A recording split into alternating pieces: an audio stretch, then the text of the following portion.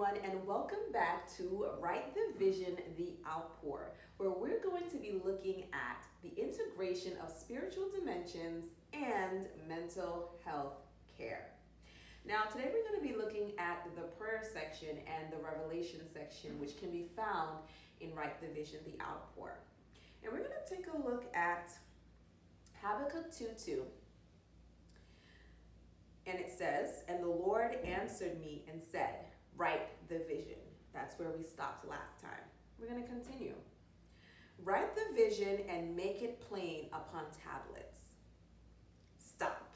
Or as they would say in the Caribbean, full stop. Right? There's a comma there, but we'll get to the comma in our next session. But write the vision and make it plain. What does it mean to make it plain, and why should we make the vision plain? So when the Lord sends you a revelation, right? There's the revelation, and there's a section for you to write that down, whether it's in a dream or a vision. And then there's this other section that I created where you write down the interpretation of the revelation.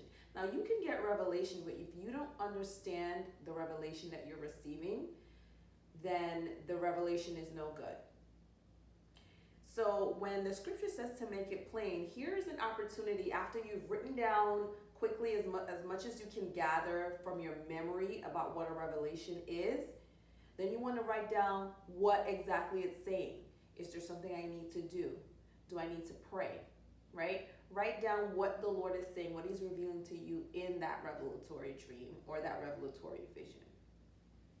Now, that's why that section is there. But then there's also another section because maybe when you receive revelation, you don't understand it right away. In some cases, you may not actually, in all cases, you may not always know what the Lord is saying. And so there's a section in there called the prayer section. And there's a duality to that prayer section in that if you don't understand, if you're not able to make the revelation plain, then you're writing down something that you need to pray about, right? Lord, you gave me this dream, you gave me this vision, you said this when I was reading my Bible, but I don't understand what it means. I don't understand what I need to do. So there's a place where you can write down that you need to pray about understanding the revelation. And then you know that this is on my prayer list. This is something that I need to tackle on a regular basis, a daily basis, or maybe you want to be strategic in your prayer and you want to tackle it once every hour on the hour. It's all up to you, right? But you need to make it plain. And if you can't make it plain, pray about the Lord revealing it to you so that you can make it plain. We know that if we don't make it plain, we already know the ramifications. We're losing time. We're losing opportunities. We are straining relationships. When we don't make things plain, we're inviting anxiety, irritability, low self-esteem. All these things come upon us when we miss opportunities because then we start to look down on ourselves. Then we start to have regret.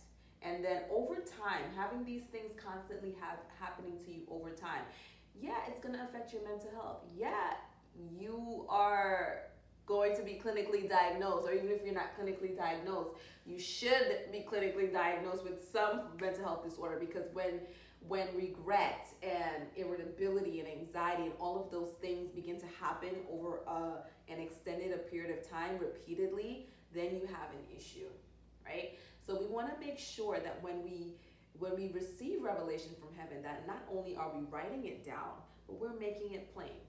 And I've created resources. I've created this resource for you so that you can make it plain. And if you can't make it plain, you have an intentional way to address the fact that you can't make it plain, right? So pray about it.